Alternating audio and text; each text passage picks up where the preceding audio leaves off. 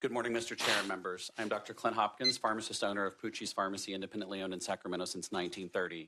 PBM's own health plans, the pharmacy down the street, the mail-order pharmacy to where they steer patients, and they dictate contracts which underpay and force pharmacies to close. Multiple state and federal investigations have exposed this financially irresponsible industry.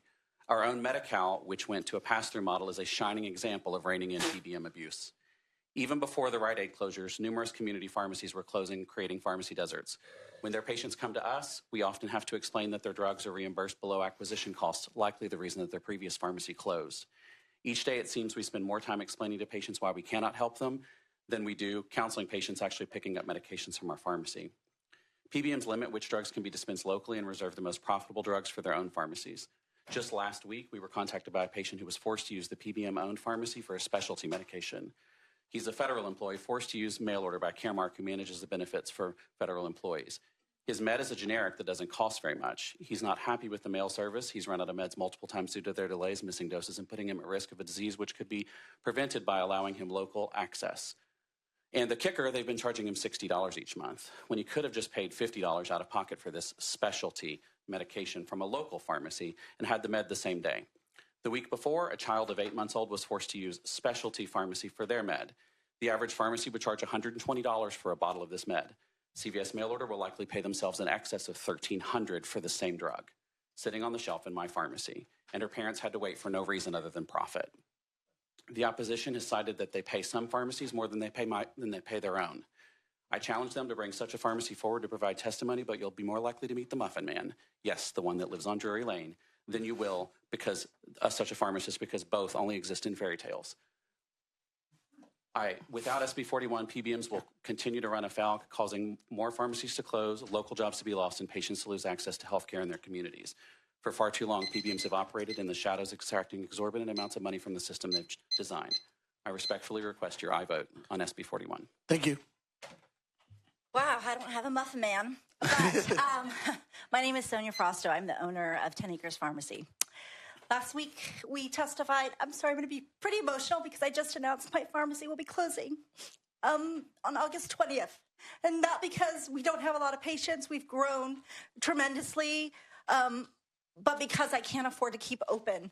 Our pharmacy practices compassion and honesty and transparency with all of our patients. We've had 5 pharmacies close within a 5-mile radius. We've absorbed a lot of those patients. And sometimes I have to turn patients away because I can't afford to have their medications because I'm underpaid significantly.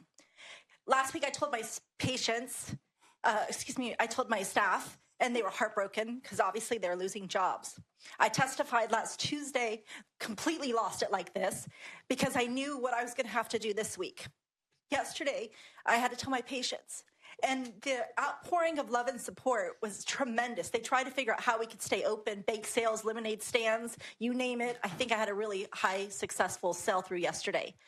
But the reality is that I had patients that had just transferred from Rite Aid who had closed their doors just weeks ago and found me and were so happy. And then I had to tell them yesterday that I can no longer serve them because we will also be closing on 8/20.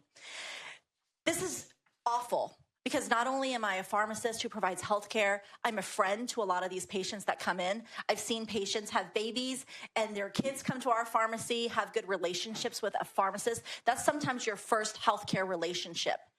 And to see that go away in a community that desperately needs a pharmacy is outrageous. I have students who dream of opening a pharmacy and called me this weekend and asked me what was I thinking, why could I not survive?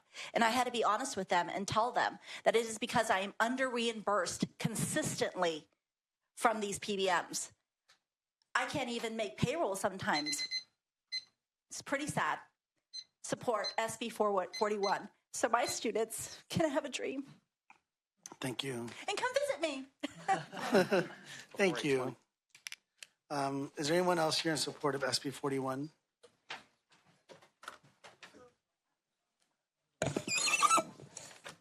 Thank you. Katie Van Dynes with Health Access California in support. Thank you. Thank you. Michelle Rivas, California Pharmacists Association, co-sponsor and support. Thank you. Michelle Johnston, National Multiple Sclerosis Society, in support. Thank you. Lori Martinez, California Board of Pharmacy and Support. Thank you. Fred Notwer, representing the Pharmaceutical Research and Manufacturers of America, in support. Thank you. Thank you. Colette Madden, representing California Rheumatology Alliance, in support. Thank you. Thank you, Mr. Chair. Members, Megan Subers on behalf of the Los Angeles LGBT Center, co-sponsor and support. Thank you. Good morning, Jonathan Clay on behalf of USC Keck School of Medicine and support. Thank you. Mr. Chair, members, Rand Martin on behalf of the AIDS Healthcare Foundation in strong support. Thank you. Good morning. Shira Spector with Stone Advocacy on behalf of the California Orthopedic Association, in support. Thank you. Thank you. Good morning. George Cruz on behalf of the California Access Coalition, in support. Thank you. Good morning. Ryan Souza on behalf of the San Francisco AIDS Foundation, a co-sponsor, and APLA Health, in support. Thank you. Kevin Guzman with the California Medical Association, in support. Thank you. Good morning, Mr. Chair and members. Andres Ramirez with Blue Shield of California, in support. Thank you. Jessica Moran on behalf of the National Association of Chain Drugstores, in support. Thank you. Good morning, Chair. Gilbert Lara here on behalf of Biocom California, in support. Thank you. Good morning. Tim Valderrama with the Weidemann Group on behalf of the California Society of Health System Pharmacists, in support. Thank you. Good morning. Alex Kahn on behalf of the California Chronic Care Coalition, a proud co-sponsor, and the ALS Association, in support. Thank you. There, Colin Meissner as a resident and patient, in support. Thank you. Is there... Oh, hello. Good morning. Sorry for the last minute rush. Sylvia Solis Shaw here on behalf of the California Academy of Child and Adolescent Psychiatry, in support. Thank you. Thank you.